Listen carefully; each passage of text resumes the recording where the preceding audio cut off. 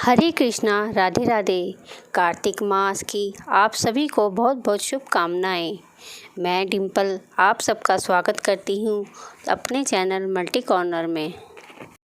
भगवान विष्णु का प्रिय कार्तिक मास शुरू होने वाला है 9 तारीख से, यानी 9 अक्टूबर से कार्तिक मास शुरू हो रहा है।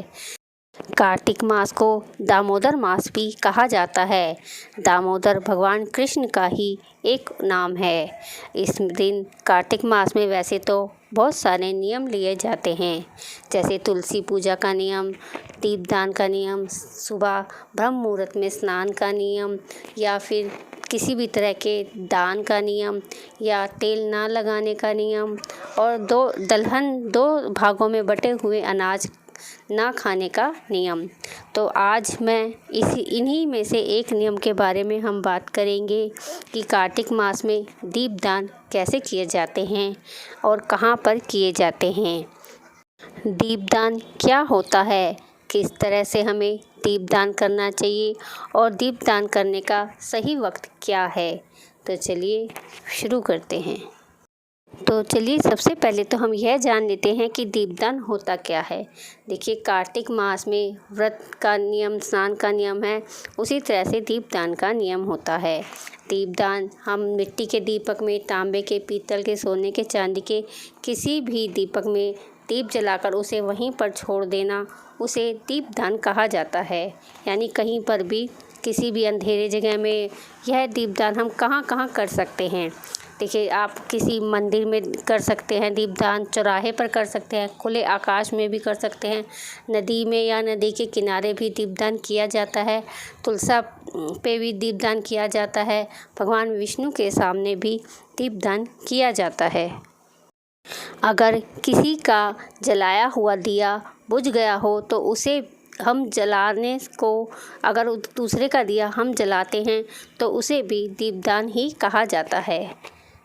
या फिर गौशाला में भी दीपदान कर सकते हैं।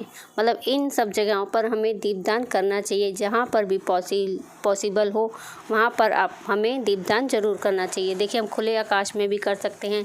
जैसे हमारे घर आजकल फ्लैट्स वगैरह में रहते हैं तो हम बालकनी में दीवार पर रखकर भी दीपदान कर सकते हैं। उसी से ही भगवान से प्रार्थना करें कि यह हम खुले आकाश में दीपदान कर रहे हैं, हमारा दीप भगवान स्वीकार करें। अगर देखिए हमारे पास छत नहीं है, आंगन नहीं है, तो हमें बालकनी में ही करना पड़ेगा, या फिर आप किसी खुले मैदान में जाकर भी खुले आकाश का दीपदान कर सकते हैं। गौशाला में जहाँ पर गायें बंधी रहती हैं वहाँ पर भी हम जाकर दीप दान कर सकते हैं। यह दीप हम मंदिर में भी हमें रोज़ जलाना चाहिए, भगवान विष्णु के सामने या भगवान शिवजी जी के सामने भी हमें दीप जलाना चाहिए। दीप देखिए, आप मिट्टी का लें या उसका लें, पीतल, तांबे का, किसी भी चीज़ का ले सकते हैं। अगर आप मिट्टी का ले रहे हैं तो वो आपको रोज़ एक नया दीपक लेना पड़ेगा। उसको दोबारा यूज़ करे हुए को दोबारा यूज़ नहीं किया जाता है। और अगर किसी आप तांबे का या स्टील का दीपक ले रहे हैं तो उसे आप धोकर दोबारा से उसी दीपक को इस्तेमाल कर सकते हैं। दीपदान के लिए हमें क्या क्या चाहिए होता है। दीपदान के लिए हमें दीपक चाहिए होता है, रुई, और आप इसको शुद्ध गाय के घी में भी जला सकते हैं या फिर तिल के तेल से भी आप दीपक जला सकते हैं। कार्तिक मास में सभी नियमों का बहुत ही फल होता है। उसका हम कोई भी नियम लेते हैं कार्तिक मास में तो उसका फल हमें कई हज़ार गुना होकर मिलता है। तो आप जिस भी चीज़ का नियम ले रहे हैं उसका आपको पहले कार्तिक के पहले दिन संकल्प लेना होता है कि आप इस जगह पर हर रोज़ कार्तिक के महीने में दीपदान करेंगे। और जब आपका संकल्प पूरा हो जाता है तो लास्ट में गंगा स्नान किया जाता है। उसके अलग नियम होते हैं, उसकी वीडियो आपको उस वक्त पर मिल जाएगी।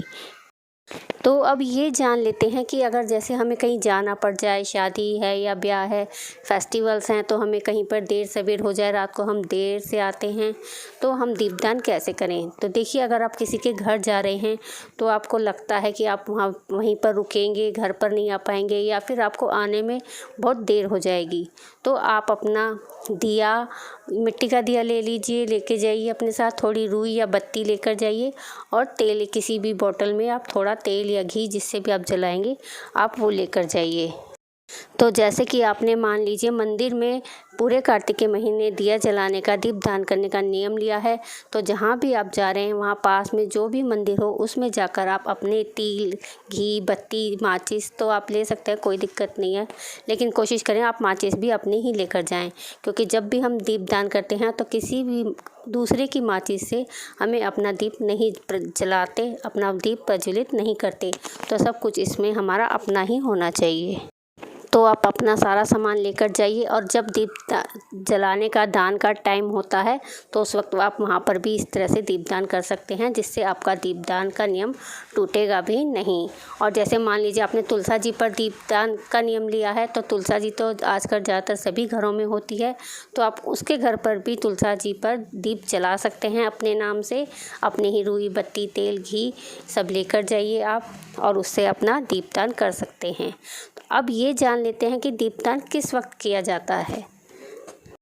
देखिए, तुलसा जी पर तो वैसे हमें पूरे साल ही हमेशा ही दीप जलाना चाहिए, उसे भी दीपदान ही कहा जाता है।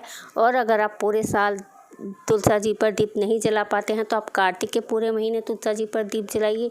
किसी भी कारण से आप कार्तिक पर भी नहीं जला पाते, कार्तिक के महीने में भी नहीं जला सकते हैं, तो आखिरी के दिन में 362 बत्ती का जो दीपदान होता है आप वो जला सकते हैं।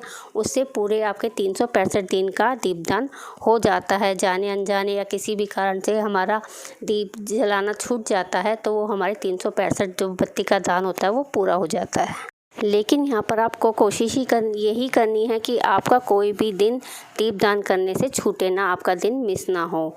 अगर आप नहीं जला पाएँ किसी भी कारण तो आप किसी घर में किसी भी और मेंबर से दीपदान करवा सकते हैं, तो वो भी आपका दीपदान माना जाएगा।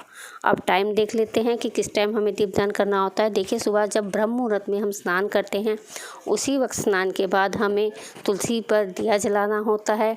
सूरज उदय होने के बाद, सूरज के निकलने के बाद तुलसी पर दिया नहीं जलाया जाता। आप बाकी तुलसा जी की पूजा कर सकते हैं, जैसे जल चढ़ा सकते हैं, पुष्प चढ़ा सकते हैं, भोग लगा सकते हैं, आरती सुन सकते हैं, कहानी भी सुन सकते हैं, लेकिन उस वक्त आप दिया नहीं जला सकते हैं। तो अंधेरे में ही, यानी कि जिसे तारों की छाँव में ब्रह्म मुहूर्त में कहा जाता है, उस वक्त में आपको सुबह के टाइम दिया जलाना होता है। ये तो हो गई सुबह हम किस टाइम जला सकते हैं, दीपदान कर सकते हैं। अब शाम की बात कर लेते हैं। तुलसी पर तो सुबह ही जलता है, मंदिर में भी सुबह भी और शाम भी जलता है, दीपदान हम कर सकते हैं। अब देख लेते हैं शाम को किस टाइम जलाना है। शाम को जो होता है वो भी अंधेरा होने के बाद, यानी कि सूरज के ढलने के बाद हम शाम को दीपदान कर सकते हैं। मंदिर में, गौशाला में, खुले आकाश में, चौराहे पर, या फिर क्या कहते हैं मंदिर में भगवान शिव जी के सामने, विष्णु जी के सामने, या फिर तुलसा जी पर। दिन छिपने के बाद ही तुलसा जी पर भी कहीं पर भी दीपदान किया जाता है। और तुलसा जी पर आप सुबह भी कार्तिक मास की सभी कहानियाँ, महात्म और क्या कहते हैं कि आरती, तुलसी, नमो नमो महारानी, तुलसी चालीसा, यह सब आप सुबह सुन सकते हैं। और शाम को आप सिर्फ तुलसी माता की आरती सुन सकते हैं और दामोदर अष्टकम सुन सकते हैं।